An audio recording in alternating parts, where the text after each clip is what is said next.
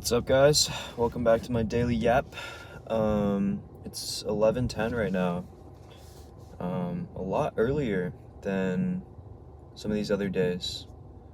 Because I'm actually done with my 3 videos. I posted them. And weird lesson today. Weird lesson today because the past week and a half I've been posting 3 videos a day on TikTok. And I'd been putting a lot of effort into each video, doing research, moving all these things around, editing, scripting, trying to make like the hook perfect, like the first 3 seconds, and also just trying to have this whole coherent, you know, thing, my idea of a good video. And I was starting to get stressed out. I was starting to get burnt out because, I was pouring so much effort into these videos and they were just flopping. Like, obviously not completely failing. People are commenting, leaving support, but it's not getting any traction. I've been stuck at like 300 to 600 views. And today I was really stressing because I just like kind of felt the fatigue of doing all this work, pouring all this emotional energy into these videos, and every day like hoping, maybe this is the one that'll hit, maybe this one will hit. And just, yeah, I guess the fatigue of like, how long will this keep going? How long will I have to keep grinding through this? And my friend today encouraged me to just make videos yapping, and then just edit that. And I did it while I was driving. He told me to do it while driving because it distracts you a little bit. You're not overthinking so hard. And I did that. And I did that for like 6 different video ideas or 7. And then I edited 4 of them, posted 3. And the whole thing in total probably took like barely over an hour. And I posted them, and it's been like an hour, and they've already been performing as well as my past several videos. So I'm just like, dang, like maybe I don't need to put in as much effort as I thought, at least initially. I definitely learned a lot doing this little experimentation, but right now I think I actually just need more volume and more practice and let sort of the wheat separate from the chaff on its own. I don't know what wheat and chaff mean. That's just like an analogy that I've heard before, so I don't even know if I'm using it correctly. But yeah, I think I'm still so early in the process that like pushing and grinding and like trying to force it to work isn't gonna work, And then even if it does, like it makes the process stressful because then like, I'm like, fuck, I have to do it tomorrow. And then naturally, if one video does really well, the next ones are not going to do as well. That's just, how virality works, I guess. Not that I particularly want to be viral, but I want to grow. I want to grow an audience. And I think it really is the slow, simple shit that actually builds that. The authentic, like, the stuff that's not hyper edited and hyper scripted. At least that's what I get from my favorite creators. I'm like looking at my favorite creators and I'm trying to study them and I'm trying to emulate and replicate what they're doing and what they're saying. And like I'm like only just now realizing this as I say it out loud, but it's like my favorite creators just fucking talk to the camera and let it out, and they just spill their creative juices into the video, and it's effortless. It's not like this overthought, hyper engineered piece of content. And I was trying to recreate what they were doing in the exact opposite way that they were actually doing it.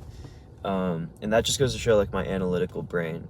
And there's certainly things to learn from them, things that I can take from them: words, tonalities, energy, like the confidence and the fluidity, even like the the gestures.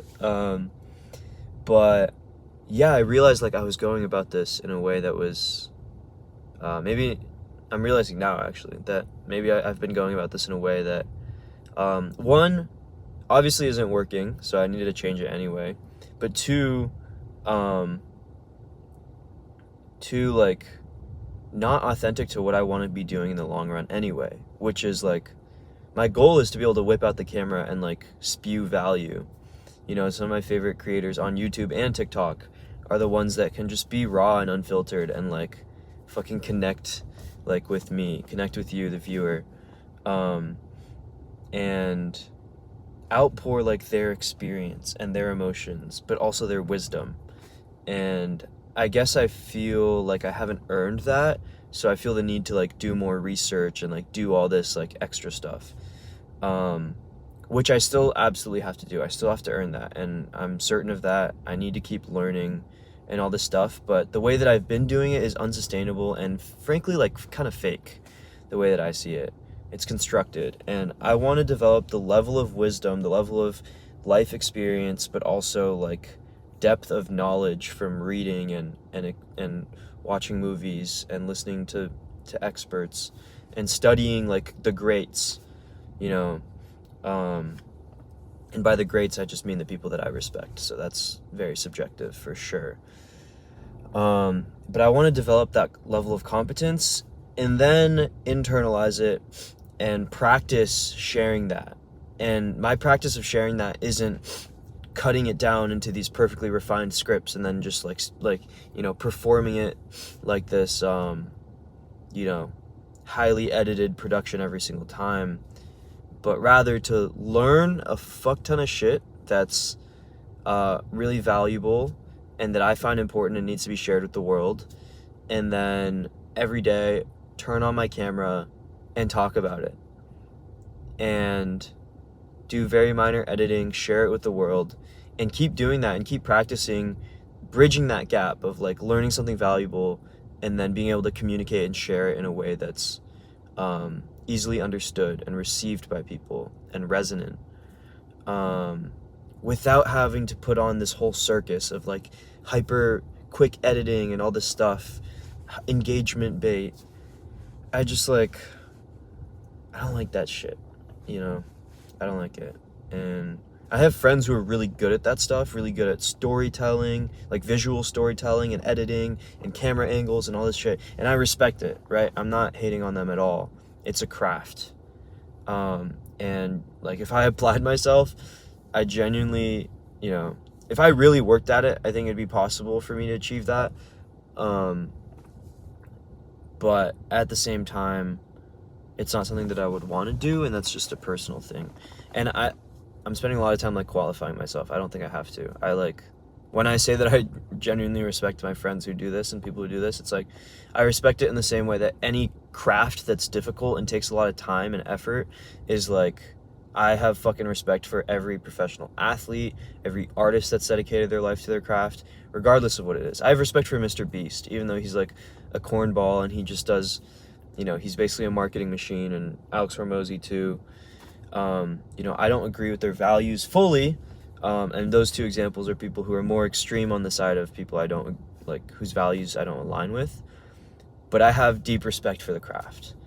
And so the whole point of this, me saying this in the first place, is that I'm learning what my craft looks like and the type of work that I want to be doing and the skills that I want to be developing. And the fact that I've come like closer to this realization in like under 2 weeks is frankly amazing. Like, I'm blessed to have had this experience, super grateful to be talking about this and learning like so quickly.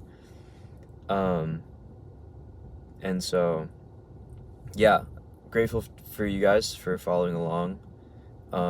Shout out Levi, bro, dropping hella comments, reminding me that I'm not fucking just spewing garbage into the void, I guess. You know, I think as long as like my videos and what I'm talking about resonate with one person and do so deeply, like that's enough to keep me going. That's enough to get me to show up, because, you know, I was in a place like 5 years ago, 8 years ago, where I didn't have anyone in my life that I could talk to about these kind of things. And, you know, it was just a couple YouTube videos that really inspired me and resonated with me, and like gave me hope that like there was a future that looked different from the life that I was currently living. And you know, some people say hope is a dangerous thing, but hope honestly like saved my life. I wouldn't be here today, you know, if I didn't have that from something. So yeah. Thanks for watching, and